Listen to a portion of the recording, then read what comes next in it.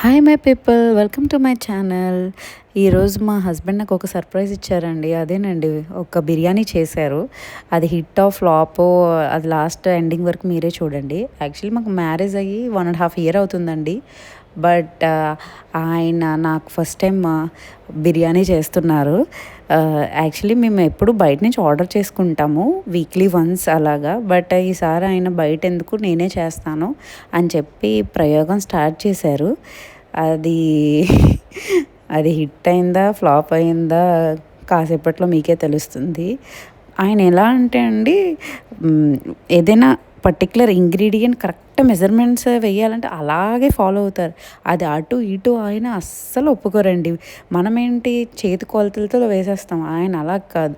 కరెక్ట్గా అదే క్వాంటిటీ కావాలి, అదే పద్ధతిలో ఉండాలని ఆయన. నాకేంటంటే హ్యాండ్కి ఎంత వస్తే అదంతా నాకు అలవాట్లో నేను చేసేస్తూ ఉంటాను. మా ఇద్దరికి ఇవి ఈ కుకింగ్లో ఎన్ని ఫైట్స్ అంటే అన్ని ఫైట్స్ జరిగినాయండి. ఇద్దరం ఇంకా లాస్ట్కి నేను వదిలేసి కోపం వచ్చి నేను వెళ్ళిపోయాను. ఒక కాసేపు తన వెళ్ళిపోయారు. అలా ఫైటింగ్స్ మధ్యలో అలాగా బిర్యానీ అయితే జరిగిందండి. యాక్చువల్లీ ఈ గొడవలో పడిపోయి నేను అన్నం వార్చడం అని నేను మర్చిపోయానండి. తన చూసుకుంటారులే అని నేను వచ్చేసాను. కట్ చేస్తే ఆయనకు అది తెలీదంట. సో ఆ అన్నం ఆ వాటర్లో అలా ఉండిపోయి అది మొత్తం జావ్ అయిపోయింది బిర్యానీ.